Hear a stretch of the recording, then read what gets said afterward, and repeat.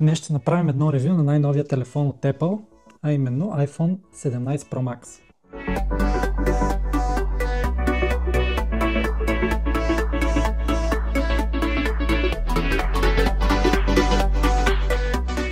Да започнем с това, че телефонът е едно средство. То не е бижу, то не е часовник, не е нещо, което си го купуваш, за да го показваш на другите. В това ревю няма да има спецификации, колко мегапиксела са добавили на камерата, няма да има с колко процента е по-бърз самия телефон, колко милиампер часа е батерията. Тези работи може да си ги видите в сайта на Apple. Въпросът е дали телефонът ти върши работа и дали я върши бързо. Така че да започваме.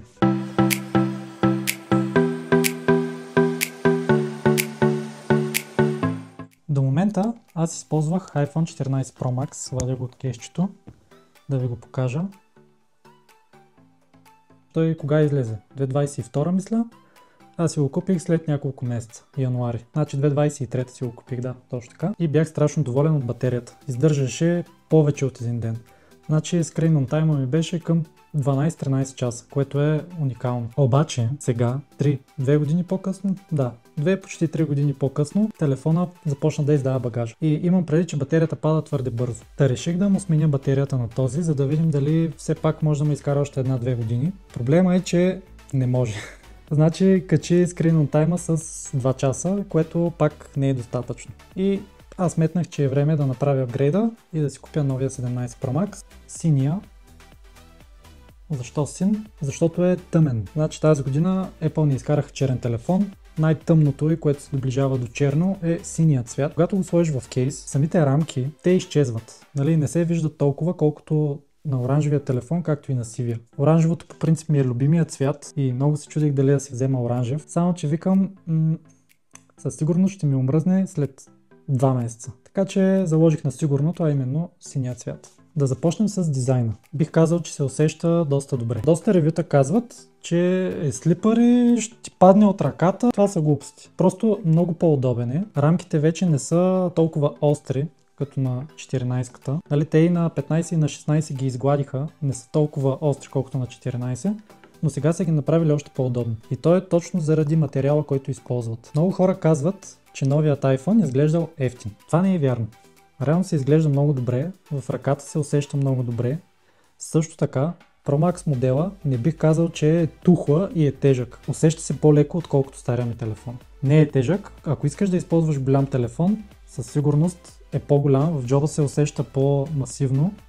Не е приятно винаги, особено като клекнеш, но сега това е положението. Когато гледаш клипчета или снимки на по-голям екран, не се оплакваш, така че няма да се оплакваш и сега. При тренировки е неудобно. Ако наистина трябва нещо да клекнеш и да направиш, също те ръчка не е окей, но ще извадиш телефона, оставяш си го на масата и вършиш работа. Да разгледаме батерията. Тази година твърдя, че е по-голяма, оптимизацията е страхотна. Ще аз вадя около 10 часа screen on time, но това се дължи и на iOS-а, значи с стария, който беше 26.0.1, батерията държеше една идея повече, отколкото на 26.1. Това най-вероятно ще се промени, защото след всеки апдейт те подобряват нещо, както и батерията, и телефонът ще се издържа доста повече, за което аз не се притеснявам. За зареждането Apple твърдят, че с новото зарядно, което е 40 вата, телефонът се зарежда по-бързо, само че в България го няма. И в момента си го зареждам с 20 ватово зарядно, което си го зарежда достатъчно бързо и въобще това не ми е проблем. Честно казвам, за половин час мисля, че ги прави 50%,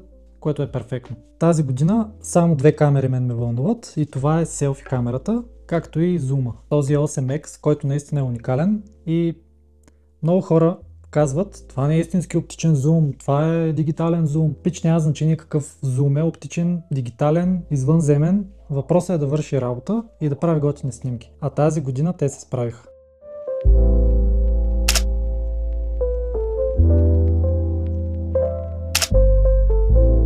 Ето сега ще направим един тест. Искаме на 4K 60 FPS. Снимаме точно срещу светлината. Ето отзад може да видите как лампата не е изгоряла, което е голямо предимство, изглежда много добре. Ще видим и аудиото как се чува. Това е Center Stage функцията. Сега ако имаше тук и тук някой, съвсем преспокойно се влизаме в кадъра. Ето и другата лампа се хваща. Супер е. Перфектно.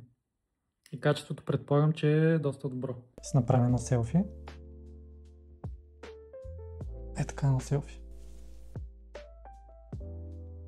Значи сега, като е по-широко, преминава на 18 мегапиксела, което е странно. Тази година са го направили така, че имаш широка камера дори на селфито, което е много яко. Преди няколко дена бях на концерт на Молец и снимах видео с 8X и по едно време, точно преди края на концерта, едно момиче ме побутва леко и вика: извинявай, може ли да ми пратиш клипчетата, че от началото на концерта те гледам, зум камерата ти е уникална, да ми ги airdropнеш. Така, нямаш грижа, бе. Даже направо сега ще кача няколко клипчета да ги видите, да си кажете мнението.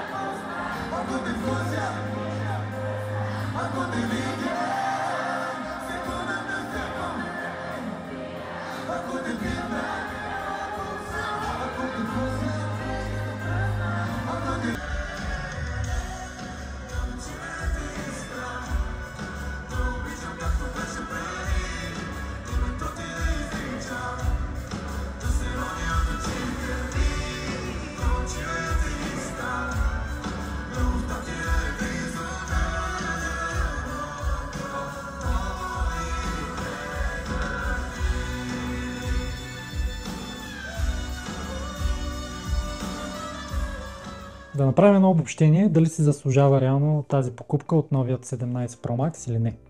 Реално и да, и не. Ако имате 14 Pro Max, нали няма значение, 15 или 16, по-скоро не. Значи ако имате 14 и батерията ви пада бързо, купете си го, заслужава си.